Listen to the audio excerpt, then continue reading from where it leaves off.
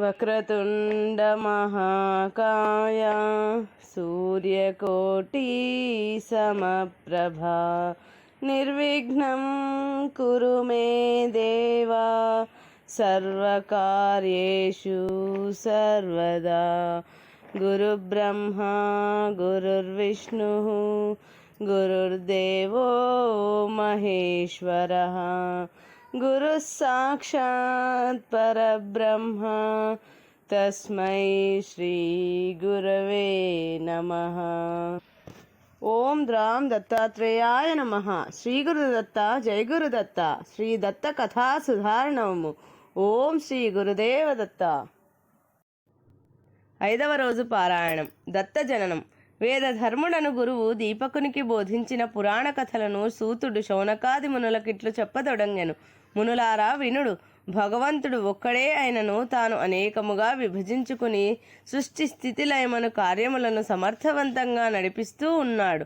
సంకల్పాలన్నీ ఆయనవే, సంఘటనలు ఆయనవే. అందుకే అఘటన ఘటన సమర్థుడని పేరు పొందినాడు. ఒకే వ్యక్తిలో త్రిమూర్తుల యొక్క అంశములు సత్వ రజస్తమో గుణములుగా భాసిల్లుచున్నవి. అంతయు ఏకమని తెలియట కొరకై సాధన అవసరమై ఉన్నది.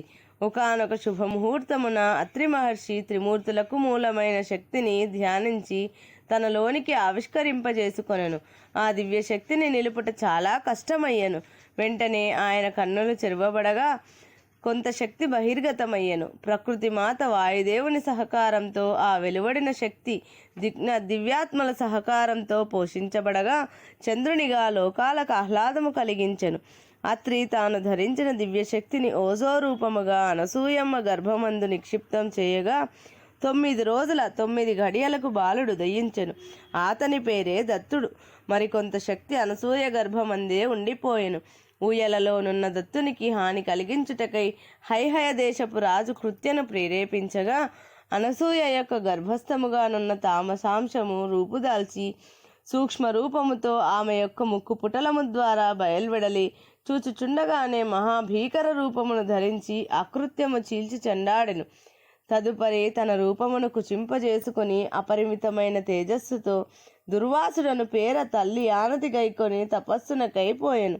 ఈ విధముగా త్రిమూర్తులు అత్రి అనసూయలకు పుత్రులైనారు. అయినను వారు అందరూ లోక కళ్యాణమే ధ్యేయంగా మెలిగినారు. బ్రహ్మ విష్ణు మహేశ్వరుల సంపూర్ణ కళలు ఒక్కసారిగా దత్తుని అందే ప్రకటము కాగా అత్రి అనసూయలు సంతోషంతో పరవశించిరి. వారే కాక ఆ మునిపల్లెలో నివసించేవారు మునులు మునిపత్నులు మురిసిపోయిరి. దేవతలను ఈ బాలుణ్ణి దర్శింపగా అదృశ్యముగా వచ్చిరి. వారికి దివ్య దర్శనమును దత్తుడు అనుగ్రహించెను. అమాయకుని వలె తల్లి వద్ద పాలు త్రాగుచూనే దేవతలను ఆశీర్వదించెను. తరువాత సిద్ధ సాధ్యులు గరుడ యక్ష కిన్నెర కింపురుషాది దేవగణమును గంధర్వులు విద్యాధరులను దర్శించి 3 మూర్తులు ఒక్కటిగానున్న దివ్య తేజస్సును కొనియాడిరి. అట్లు దర్శించిన వారి మది నెమ్మదిని పొందెను. ఈ అవతారమును గురించి వారు విశేషముగా పొగుడుచూ పోయిరి. అత్రి యొక్క తపోశక్తి వలన ఈ రూపమిట్లు మనకు దర్శనమగుచున్నదని, ఇది మానవులకు సుసాధ్యమైనదని వింతగా చెప్పుకొనిది. తదుపరి సనక సనందనాది మునులున్ను వచ్చి దర్శించిరి. దేవదేవ కరుణామయ దీనబాంధవ, నీ లీలలు అపారము. అత్రి మహర్షిని ఉద్ధరించదలిచి ఇట్లు మానవ రూపు ధరించి మానవ కళ్యాణమునరింప సమకట్టితివా అనుచుండగా ఊయలలోని బాలుడు చిరునవ్వులు చిందిస్తున్నాడు.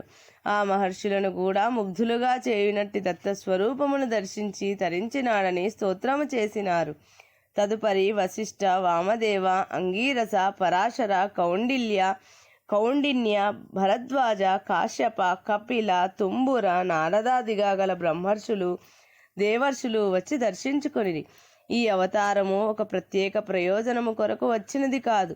ఈ సృష్టిలోని అస్తవ్యస్తములను సమతుల్యము గావించుటకై జగద్గురు రూపంలో పరమాత్మ అవతరించుట అన్నది విశేషమేనని వారందరూ ముచ్చటించుకొనిరి. వారందరినీ అత్రి మహర్షి తగు రీతిన సత్కరించినారు. బాలదత్తుని ఆటపాటలతో కాలగమనమే తెలియలేదు ఆ దంపతులకు. ఓ దీపక, అచ్యుతుడే దత్తాత్రేయుడుగా అవతరించి నిస్సంగుడగు యోగి అయి ఉండి కూడా లీలగా విషయ సుఖములను అనుభవించినట్లు అనేక మందికి దర్శనమొసగెను. కొంతమంది మునికుమారులు దత్తునితో ఆడుచు తమకేదైనా సద్విషయములు బోధించమని కోరి వెంటబడినారు. పోయి దత్తుడు ఒక సరస్సులో మునిగి ఎంతకు బయటికి రాకుండెను. ముని కుమారులను అట్లే నిరీక్షించుచూ ఉండగా కొన్ని దివ్య సంవత్సరముల కాలము గడిచిపోయెను. వారి సహన శక్తికి మెచ్చిన దత్తుడు ఒక దివ్య సుందరిని కౌగిలించుకొని పైకి వచ్చి దర్శనమిచ్చెను.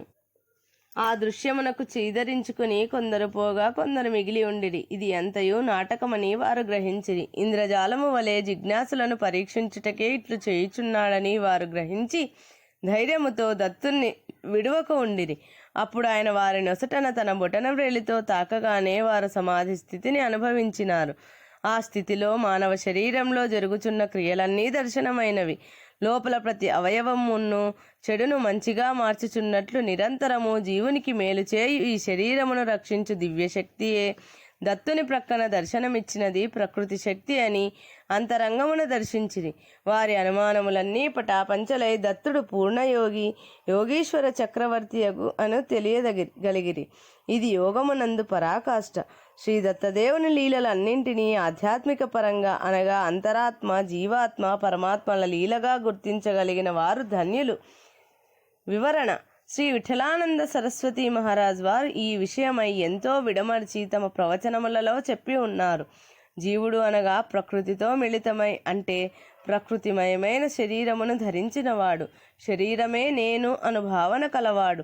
శరీరము నాది అని దానితో తాదాత్మ్యం చెందినవాడు. అటువంటి జీవుడు స్త్రీత్వమును పొంది ఉన్నాడు.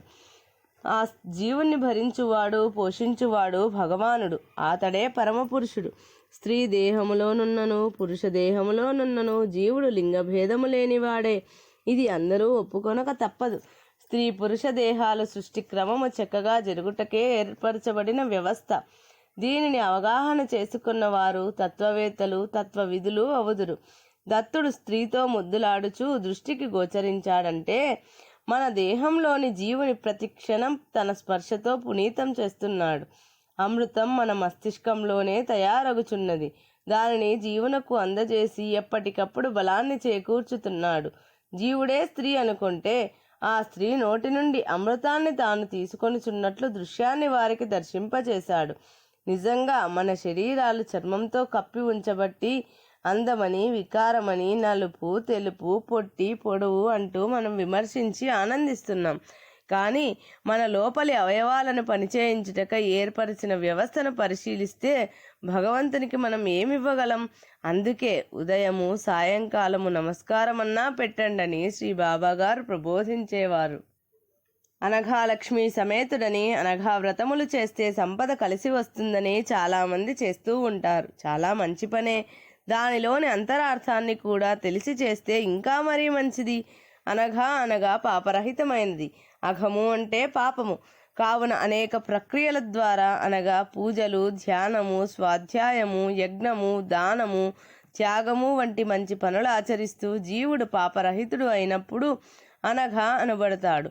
అటువంటి అనఘ యొక్క భర్త అనగా భారము వహించేవాడు దత్తుడు లేక అనఘుడని పురాణాలందు చెప్పబడిన గొప్ప రహస్యము. మీరాబాయి కృష్ణ భజన చేస్తూ యాత్ర చేస్తూ పోతుంటే ఒక ఆశ్రమంలో ఆ రాత్రికి తలదాచుకొనుటకు చోటు ఇమ్మని కోరింది. వారు స్త్రీలకు ఈ ఆశ్రమంలో స్థానం ఇవ్వము అంటారు. అప్పుడు ఆమె, మీరంతా పురుషులా? ఆశ్చర్యంగా ఉన్నదే. శ్రీకృష్ణ పరమాత్మ ఒక్కడే పురుషుడు, పురుషోత్తముడు. దేహదారులెన్నిటికీ పురుషులు కాదు.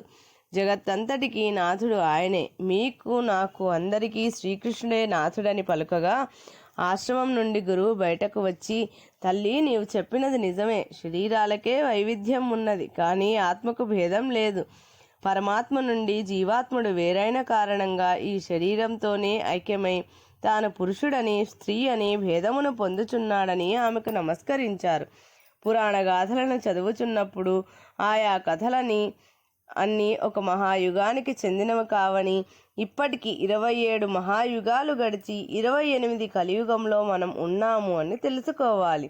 ఆయా యుగాల్లో జరిగిన అనేకమైన ధర్మబోధలు ముందు తరాల వారి కొరకు పురాణములందు పొందపరచబడినవి అని తెలియుండని శ్రీ విఠల్ బాబా వారు ప్రబోధించినారు.